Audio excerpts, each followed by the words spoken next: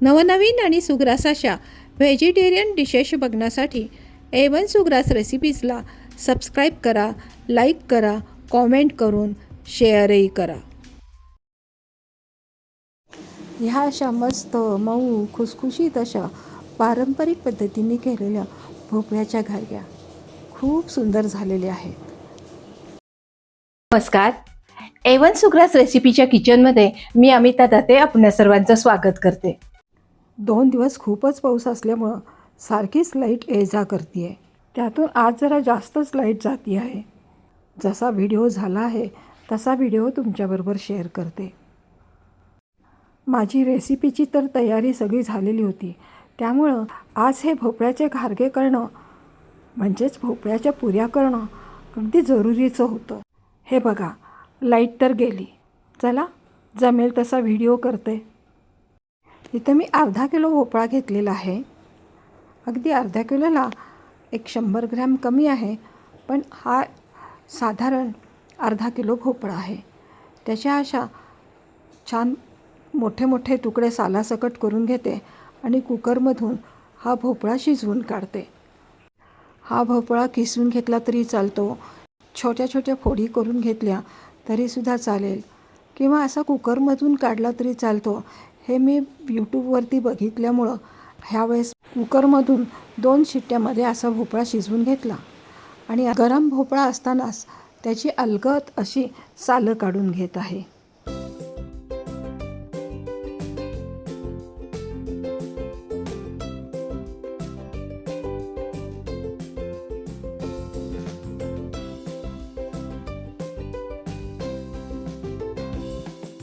हा शिजलेला भोपळा साधारणतः 1.5 बाऊल आहे, म्हणून मी त्यामध्ये 1.5 बाऊल गूळ घालत आहे. अजूनही हा भोपळा गरम असल्यामुळं त्यामध्ये गूळ घातला की तो लगेच विरघळणार आहे, म्हणून शक्यतो अगदी बारीक करून घेतलेला गूळ घालायचा, म्हणजे गरम भोपळ्यामध्ये तो छान विरघळून जातो.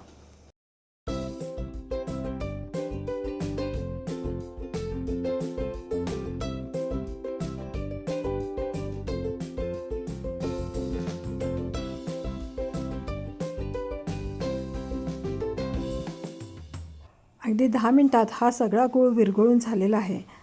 आता हा विरघळलेला गूळ आणि भोपळा मी मिक्सरमधून बारीक करून घेतलेला आहे. यामध्ये आपल्याला जास्त पाणी घालायचं नाही. अगदी मिक्सरचं भांडं धुवून घेण्यासाठी अर्धी वाटी पाणी मी इथं वापरलेलं आहे. चवीनुसार मीठ आणि थोडीशी वेलची पूड घातलेली आहे. इथं लाईट गेली आहे. तेवढ्या वेळेत मी ह्या गूळ आणि भोपळ्यामध्ये 1 कप तांदूळ पिठी, 1 कप बेसन आणि 3 कप गव्हाचं पीठ असं घालून ठेवलेलं होतं. ते आता मळून घेत आहे. अर्धा किलो भोपळ्याच्या घारग्यांसाठी हे अगदी योग्य प्रमाण आहे. लागलं तर अगदी थोडंसं, म्हणजे अगदी 2 चमचे गव्हाचं पीठ लागण्याची शक्यता असते, परंतु हे सगळं पीठ मळून झाल्यानंतर एखाद्या वेळा थोडंसं गव्हाचं पीठ लागलं तर मी तुम्हाला सांगेन. इथं आपल्याला अजिबात वरती 2 चमचेसुद्धा गव्हाचं पीठ लागलेलं नाही. हे मळलेलं पीठ अर्धा तास मुरण्यासाठी बाजूला ठेवलेलं आहे.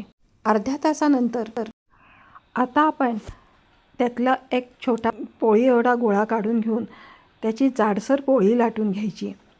त्याच्या छोट्या छोट्या पुऱ्या लाटून घ्यायच्या आहेत. ह्या पुऱ्या करताना मी पोळीच्या दोन्ही बाजूला खसखस लावून घेणार आहे. पोळी लाटताना हे पीठ जर पोळपाटाला चिकटत असेल तर थोडासा तुपाचा हात लावायला काहीच हरकत नाही. आता परत इथं लाईट गेलेली असल्यामुळं मी एकदम सगळ्या पुऱ्या करून घेणार आहे आणि तळायला सुरुवात करणार आहे.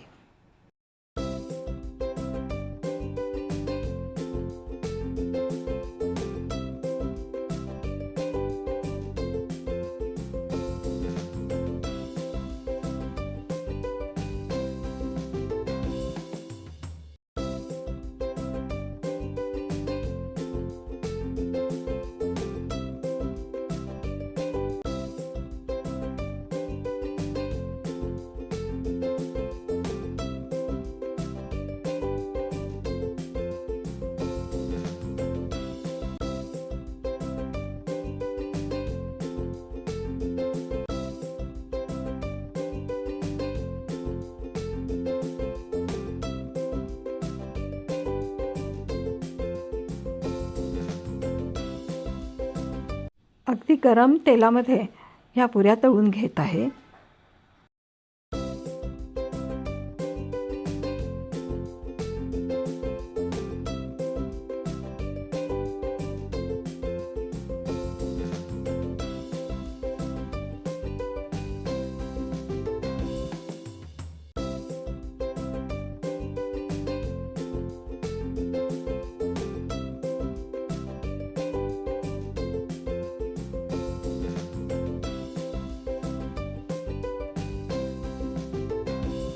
अशी ही लाईटची ये-जा चालूच आहे.